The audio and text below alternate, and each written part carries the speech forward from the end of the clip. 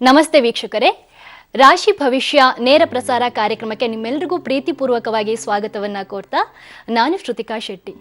ವೀಕ್ಷಕರೇ, ಪ್ರದೋಷದಂದು ಶಿವನ ಆರಾಧನೆಯನ್ನ ಮಾಡೋದ್ರಿಂದ ಶುಭ ಫಲ ಪ್ರಾಪ್ತಿಯಾಗುತ್ತೆ ಅಂತಾರೆ.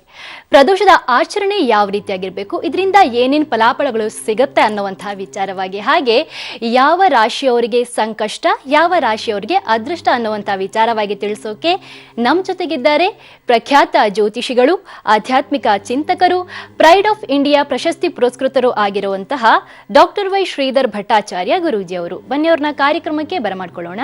ಗುರುಜಿ ಶುಭೋದಯ, ಕಾರ್ಯಕ್ರಮಕ್ಕೆ ಸ್ವಾಗತ ತಮಗೆ. ಓಂ ಪದ್ಮಪ್ರಿಯೆ ಪದ್ಮಿನಿ ಪದ್ಮಹಸ್ತೆ ಪದ್ಮಾಲಯೇ ಪದ್ಮದಲಾಯತಾಕ್ಷೆ ವಿಶ್ವಪ್ರಿಯೆ ವಿಶ್ವಮನೋನುಕೂಲೆ ತದ್ವಾದ ಪದ್ಮಂ ಮಹಿ ಸನ್ನಿಧತ್ವ ಮಹಾದೇವ್ಯೇಶ್ಚ ವಿದ್ಮಹೇ ವಿಷ್ಣುಪತ್ನೈ ಚ ಧೀಮಹಿ ತನ್ನೋ ಲಕ್ಷ್ಮೀ ಪ್ರಚೋದಯಾತ್. ಪಬ್ಲಿಕ್ ಟಿವಿಯ ಸಮಸ್ತ ವೀಕ್ಷಕರಿಗೆ ಗುರೂಜಿ ಮಾಡುವ ನಮಸ್ಕಾರಗಳು. ಗುರುಜಿನ ರಾಶಿ ಭವಿಷ್ಯ ಏನಿದೆ ಅನ್ನುವಂಥ ಕುತೂಹಲ ಕೂಡ ನಮ್ಮ ವೀಕ್ಷಕರಿಗಿರುತ್ತೆ. ಆದರೆ ಅದಕ್ಕೂ ಮುನ್ನ ಈ ದಿನದ ಪಂಚಾಂಗ ಯಾವ ರೀತಿಯಾಗಿದೆ ಗುರುಜಿ?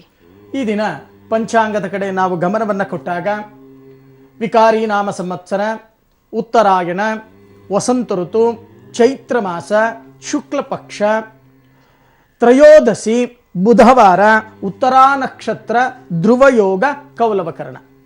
ಈ ದಿನ ರಾಹು ಕಾಲವನ್ನು ನಾವು ನೋಡಿದಾಗ ಮಧ್ಯಾಹ್ನ 12:22 1 ಗಂಟೆ 56 ನಿಮಿಷದವರೆಗೆ. ಗುಳಿಕ ಕಾಲ ಬೆಳಗ್ಗೆ 10:49 12:22 ನಿಮಿಷದವರೆಗೆ.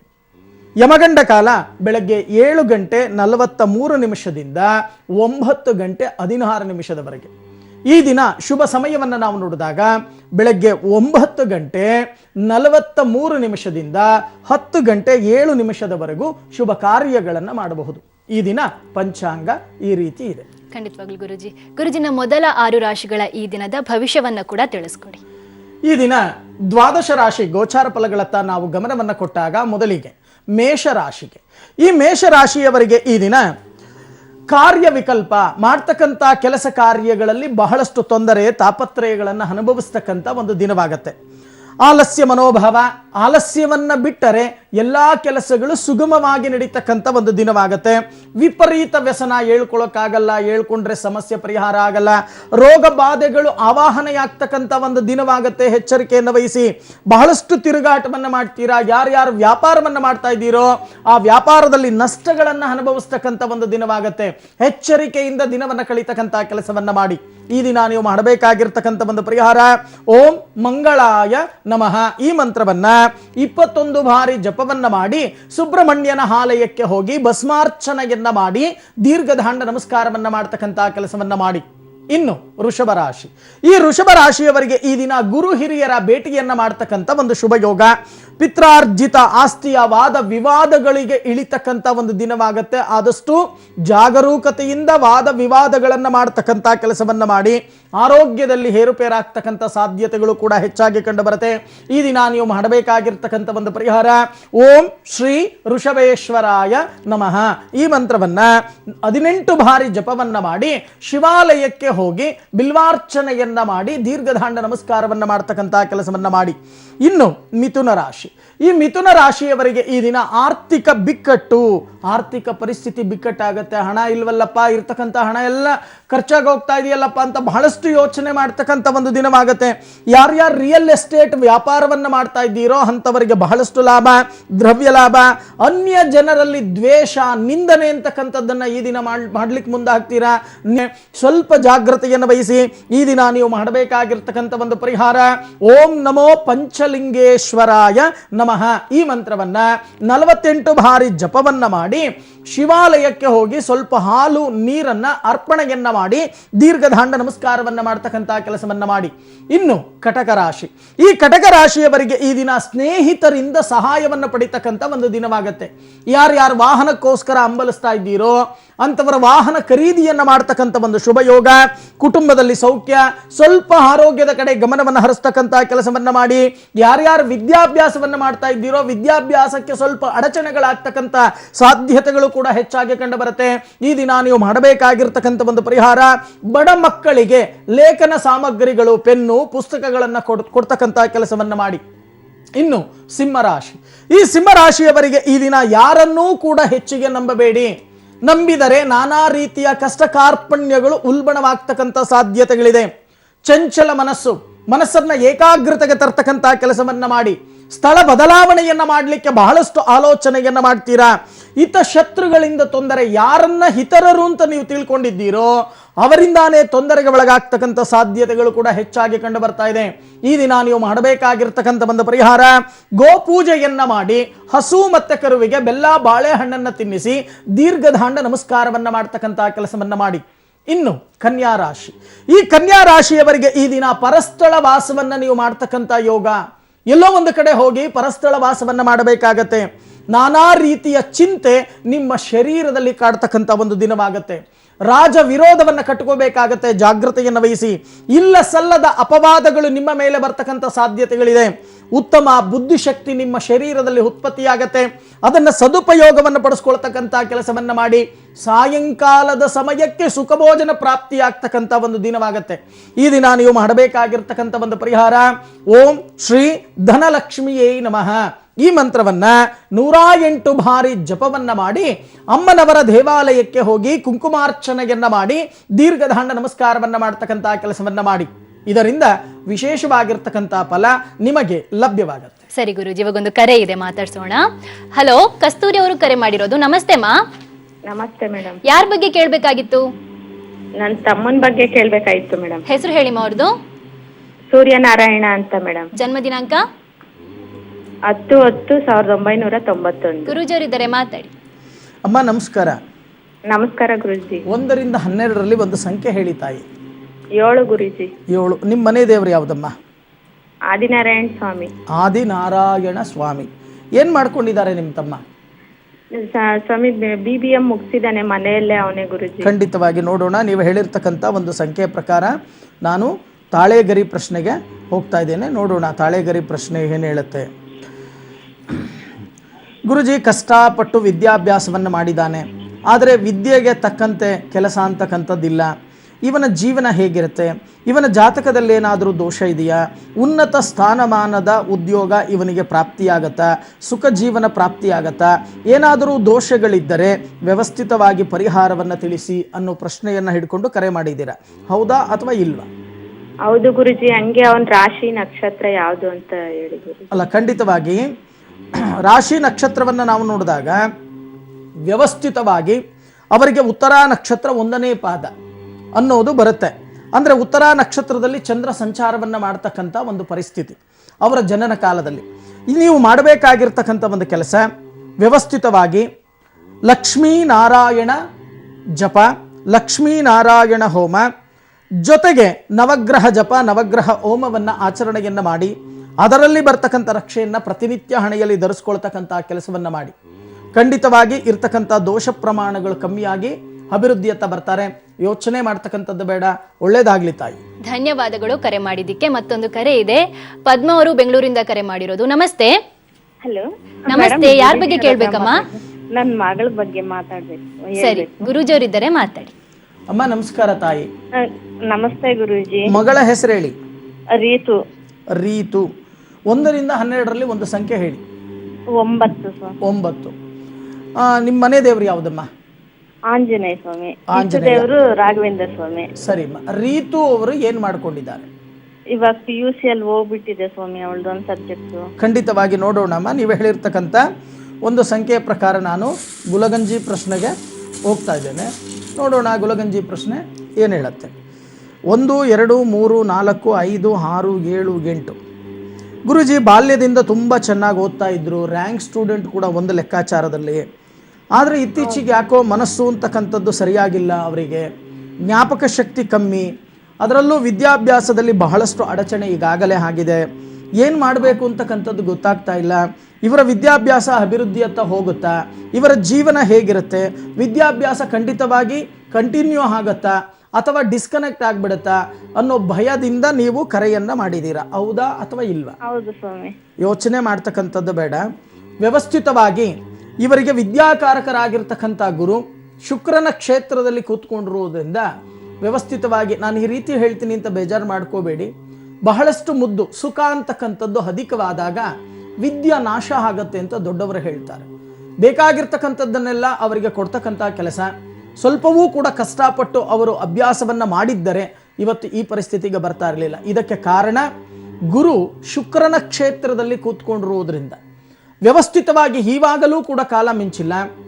ಪ್ರತಿನಿತ್ಯ ಪ್ರಾತಃ ಕಾಲದಲ್ಲಿ ಅಭ್ಯಾಸವನ್ನ ಮಾಡ್ತಕ್ಕಂಥದ್ದು, ಜೊತೆಗೆ ಮರುಕತ ಒಂದು ಪೆಂಡೆಂಟ್ ಅನ್ನ ಧಾರಣೆಯನ್ನ ಮಾಡ್ತಕ್ಕಂಥದ್ದು, ಪ್ರತಿ ಶನಿವಾರ ದಕ್ಷಿಣಾಭಿಮುಖವಾಗಿರ್ತಕ್ಕಂಥ ಆಂಜನೇಯನ ದೇವಾಲಯಕ್ಕೆ ಹೋಗಿ ದೀರ್ಘದಾಂಡ ನಮಸ್ಕಾರವನ್ನ ಮಾಡ್ತಕ್ಕಂಥ ಕೆಲಸವನ್ನ ಮಾಡಿಸಿ ವಿದ್ಯಾಭ್ಯಾಸದಲ್ಲಿ ಬರ್ತಕ್ಕಂಥ ಎಡರು ತೊಡರುಗಳು ವ್ಯವಸ್ಥಿತವಾಗಿ ನಿವಾರಣೆಯಾಗಿ ಅಭಿವೃದ್ಧಿಯತ್ತ ಬರ್ತಾರೆ.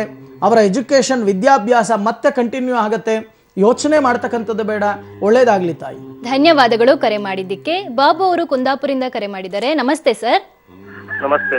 ಯಾರ ಬಗ್ಗೆ ಕೇಳಬೇಕಾಗಿತ್ತು? ನನ್ನ ಮಗನ ಬಗ್ಗೆ ಕೇಳಬೇಕಿತ್ತು. ಸರಿ, ಗುರೂಜರಿದ್ದಾರೆ, ಮಾತಾಡಿ.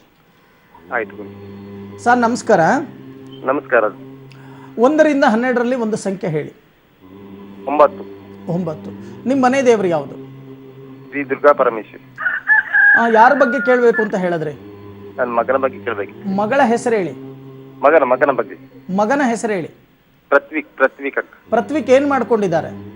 ನಾನು ಉದ್ಯೋಗದ ಬಗ್ಗೆ ಕೇಳಿ. ಈಗ ಮನೆಯಲ್ಲಿ ಇದ್ದಾನೆ.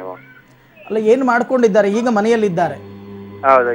ಖಂಡಿತವಾಗಿ ನೋಡೋಣ. ನೀವು ಹೇಳಿರ್ತಕ್ಕಂಥ ಒಂದು ಸಂಖ್ಯೆ ಪ್ರಕಾರ ನಾನು ತಾಳೆಗರಿ ಪ್ರಶ್ನೆಗೆ ಹೋಗ್ತಾ ಇದ್ದೇನೆ.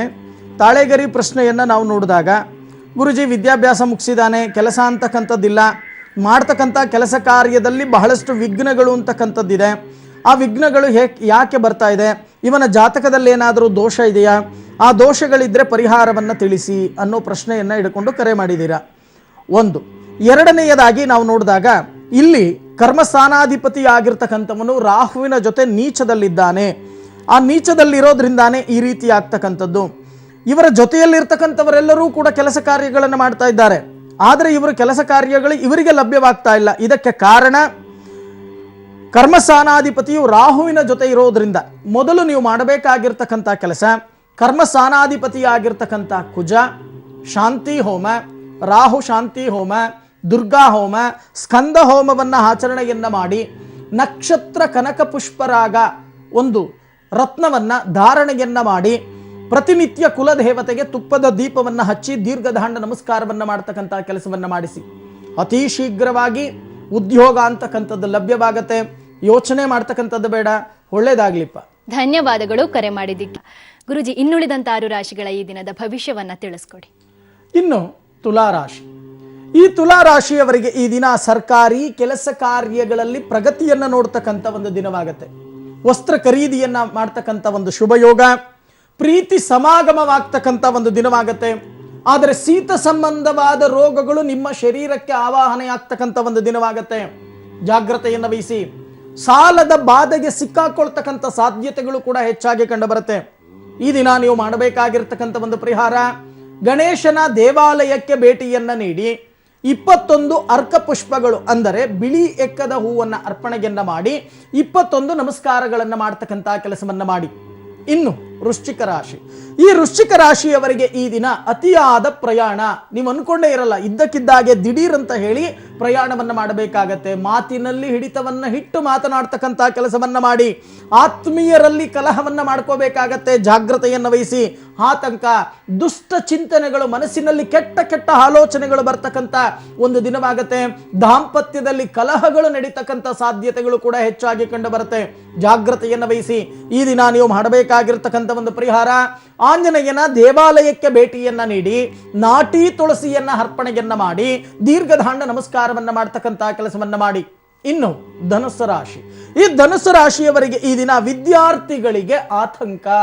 ಮನಸ್ಸಿನಲ್ಲಿ ಏನೋ ಒಂದು ರೀತಿಯ ಆತಂಕ. ಹೇಳ್ಕೊಳಕ್ಕಾಗಲ್ಲ, ಹೇಳ್ಕೊಂಡ್ರೆ ಸಮಸ್ಯೆ ಪರಿಹಾರ ಆಗಲ್ಲ. ಹಿರಿಯರಿಂದ ಬೋಧನೆ ಅದನ್ನು ಸ್ವೀಕರಿಸ್ತಕ್ಕಂಥದ್ದು ತುಂಬಾ ಉತ್ತಮ. ಋಣ ವಿಮೋಚನೆಯನ್ನ ಮಾಡ್ಕೊಳ್ತಕ್ಕಂಥ ಒಂದು ದಿನವಾಗತ್ತೆ.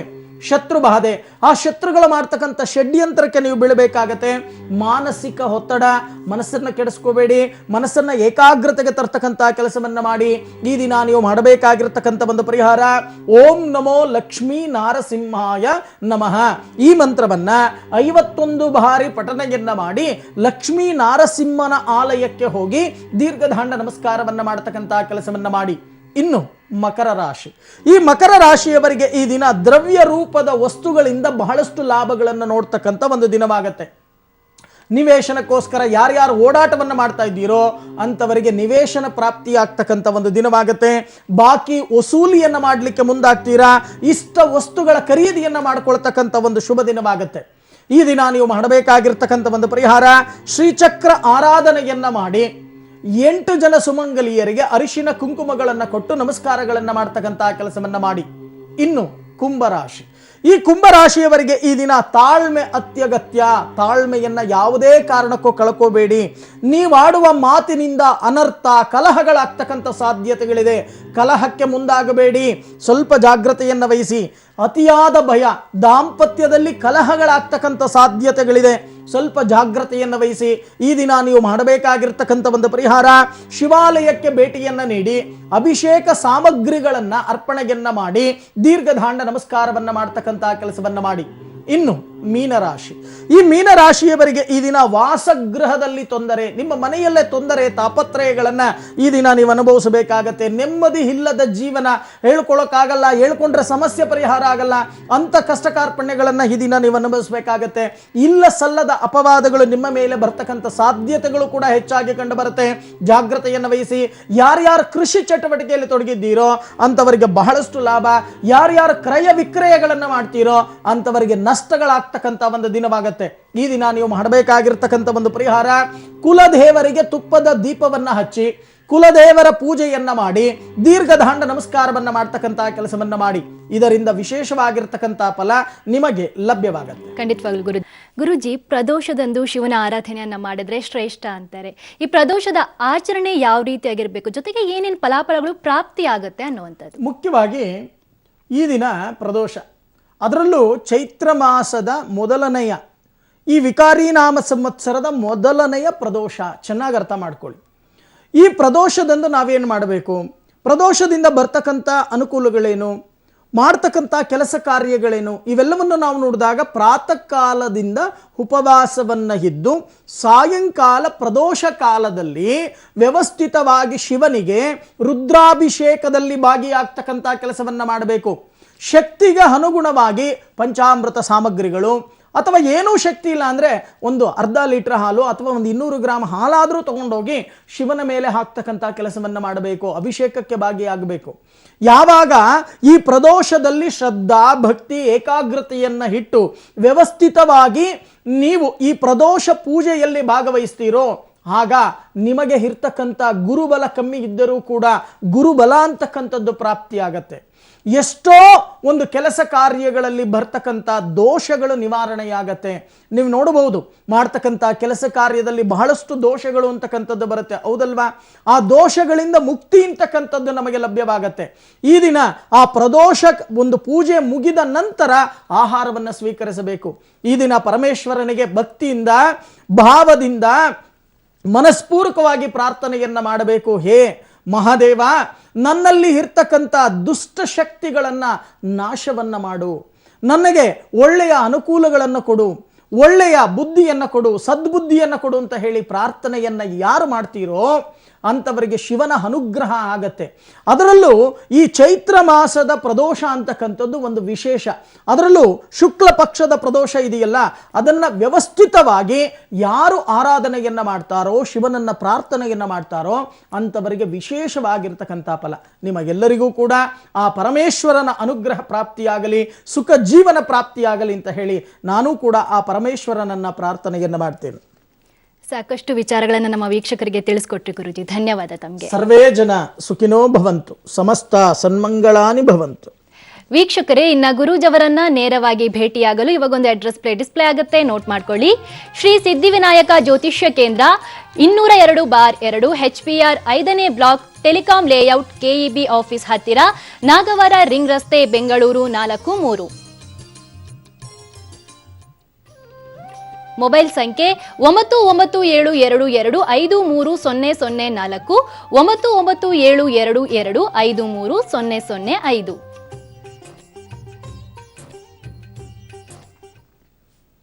ವೀಕ್ಷಕರೇ, ಇದಾಗಿತ್ತು ಈ ದಿನದ ರಾಶಿ ಭವಿಷ್ಯ ನೇರ ಪ್ರಸಾರದ ಕಾರ್ಯಕ್ರಮ.